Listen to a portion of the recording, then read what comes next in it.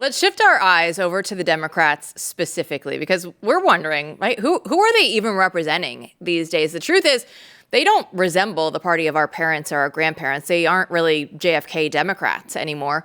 And Stephen Miller is at his prime right now. He is pulling back the curtain on exactly who or what comprises their party right now.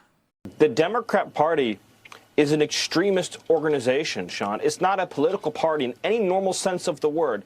A political party represents Americans. It represents law-abiding citizens. All you see all day long are crazy Democrats screeching on TV on behalf of foreign terrorists, hardened criminals, and violent illegal aliens. A political party exclusively dedicated to protecting terrorists, criminals, gangbangers, and murderers. That's what they become. Now that is how you message, right? We always say the Republicans have a problem messaging. Stephen Miller is going out there doing the Lord's work. But Chris, I feel like this goes back to our conversation just from earlier this week, the vibe shift, everything that's happening right now with the Democrats. Yeah, the Democrats haven't found their footing at all. I mean, right now they're extremely excited that Gavin Newsom's gaining social media followers from his extremely cringeworthy, and because it's just not funny. Democrats aren't good at parodying Donald Trump. Lots of people are good at doing parodies of Donald Trump. He is someone who is ripe for it. He's a larger-than-life personality. But Democrats don't understand the humor. They don't get it. That's why they fall for fake stories about him all the time. That's why their parodies aren't good, and that's what you're seeing from Gavin Newsom's account. The left can't meme. I mean, and that's the only thing that they're cheering that. And the whole top of Politico's morning newsletter yesterday was dedicated to this awesome new account. And look how funny it is. It's not funny.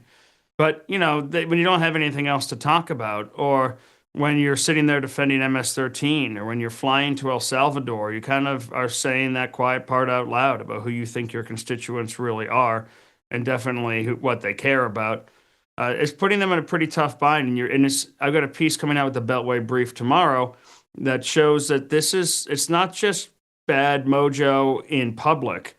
The numbers really are coming in, whether it's fundraising or voter registration, and they're abysmal for Democrats. Yeah, in the New York Times, things are bad when they actually have to go out there and admit that the Democrat Party faces a voter registration crisis. We have that image. The party is bleeding support beyond the ballot box, a new analysis shows, and they go through and say that Donald Trump broke the Democratic Party.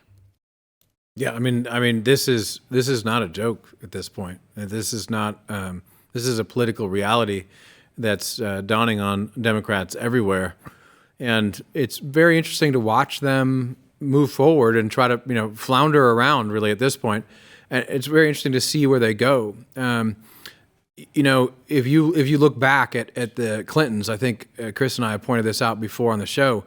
They were a move away from the left a long time ago, and Bill Clinton, back in the day, now sounds like a Republican. Are they going to do that again? None of us can see it happening, but they are, being destroyed in real time. I don't see any other way to talk about it.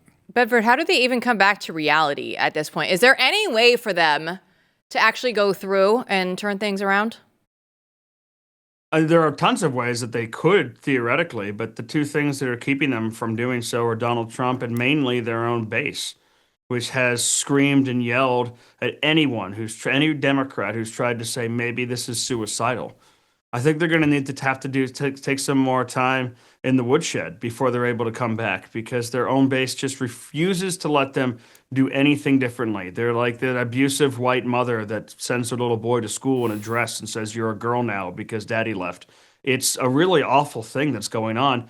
And the politicians are in straitjackets, or dresses in this case, where there's really nothing they can do without losing primaries or being kicked out or having screeching Democrats in front of their residents that will allow them to appeal to voters in any kind of a way. I mean, Generation Z, which is voters in their mid-20s and under, is in line right now to be the most Republican generation since the Great Depression. These are the young people, especially amongst the men. And that's a really terrible sign for Democrats for the future. Yeah, I mean, I can't wait to. And this is too delicious, right? It's too good to believe.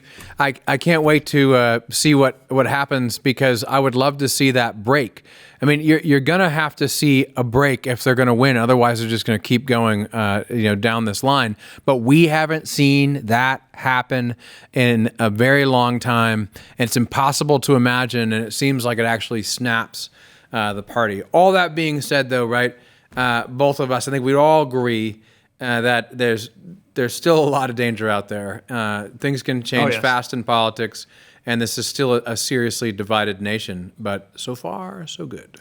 Bedford, great stuff as always. Thanks so much.